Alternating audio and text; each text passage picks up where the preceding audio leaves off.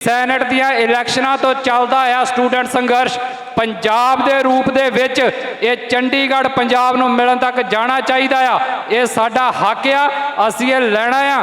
ਤੇ ਚੰਡੀਗੜ੍ਹ ਦੇ ਵਿੱਚ ਜੇ ਸਮੇਂ ਦੀਆਂ ਸਰਕਾਰਾਂ ਨੇ ਕੁਝ ਨਹੀਂ ਕੀਤਾ, ਚਾਹੇ ਉਹ ਕਾਂਗਰਸ, ਚਾਹੇ ਅਕਾਲੀ ਆਏ, ਚਾਹੇ ਹੁਣ ਆਪ ਦੀ ਆ, ਕੋਈ ਕਿਸੇ ਦਾ ਲਿਹਾਜ਼ ਨਹੀਂ, ਸਾਨੂੰ ਸਾਰੇ ਬਰਾਬਰ ਤੇ ਦਿਖਦੇ ਨੇ। ਕਿਸੇ ਨੇ ਇੱਕ ਕਦਮ ਨਹੀਂ ਵਧਾਇਆ ਚੰਡੀਗੜ੍ਹ ਆਪਣੇ ਹੱਕਾਂ ਦੇ ਵਿੱਚ ਲੈਣ ਦੇ ਲਈ।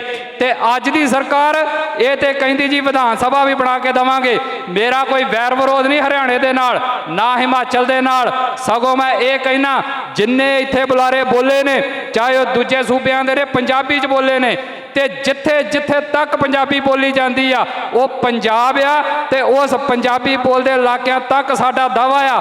ਇਸ ਕਰਕੇ ਇਹ ਭਰਾ ਸਾਡੇ ਨੇ, ਇਹਨਾਂ ਨੂੰ ਇਹ ਕਹਿ ਕੇ ਬਾਅਦ ਵਿੱਚ ਕੋਈ ਪਾੜਨ ਦਾ ਕੋਸ਼ਿਸ਼ ਨਾ ਕਰੇ ਵੀ ਇਹ ਤੇ ਹਿਮਾਚਲ ਬਾਰੇ ਉਹ ਬੋਲਦਾ ਸੀ, ਹਰਿਆਣੇ ਬਾਰੇ ਉਹ ਬੋਲਦਾ ਸੀ। ਅਸੀਂ ਸਾਂਝਾ ਪੰਜਾਬ ਸੀ, ਸਾਡੇ ਵਿੱਚ ਲੀਕਾਂ ਦਿੱਲੀ ਨੇ ਵਾਹੀਆਂ ਨੇ, ਤੇ ਉਹ ਲੀਕਾਂ ਮਟਾਉਣੀਆਂ ਸਾਨੂੰ ਸੰਘਰਸ਼ਾਂ ਪੈਣੀਆਂ ਨੇ।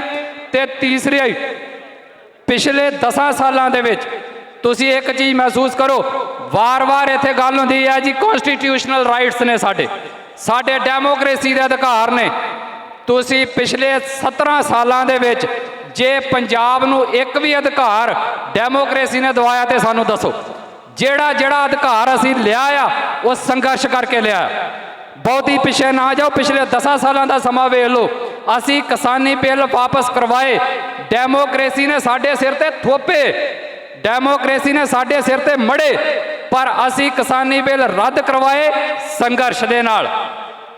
ਅੱਜ ਉਸੇ ਡੈਮੋਕ੍ਰੇਸੀ ਦੀ ਆੜ ਹੇਠ ਇਹ ਸੈਨੇਟ ਭੰਗ ਕਰਨ ਨੂੰ ਫਿਰਦੀ ਸੀ ਕੇਂਦਰ, ਪਰ ਜੇ ਅੱਜ ਉਹ ਨੋਟੀਫਿਕੇਸ਼ਨ ਵਾਪਸ ਹੋਏ ਤੇ ਸਾਡੇ ਸੰਘਰਸ਼ ਦੇ ਨਾਲ। ਤੇ ਸੱਚਾਈ ਇਹ ਆ, ਜੇ ਪੰਜਾਬ ਦੀ ਅਖੀਰੀ ਆਜ਼ਾਦੀ ਦਾ ਹੱਲ ਕੱਢਣਾ ਆ, ਆਪਣੀਆਂ ਮੁਸੀਬਤਾਂ ਦਾ ਹੱਲ ਕੱਢਣਾ ਆ, ਤੇ ਪੰਜਾਬ ਦੀ ਨੌਜਵਾਨੀ ਨੂੰ ਸੰਘਰਸ਼ ਕਰਨਾ ਪੈਣਾ। ਸੰਘਰਸ਼ ਤੋਂ ਮੂੰਹ ਮੋੜਿਆ ਕੋਈ ਮਸਲਾ ਹੱਲ ਨਹੀਂ ਹੋਣਾ।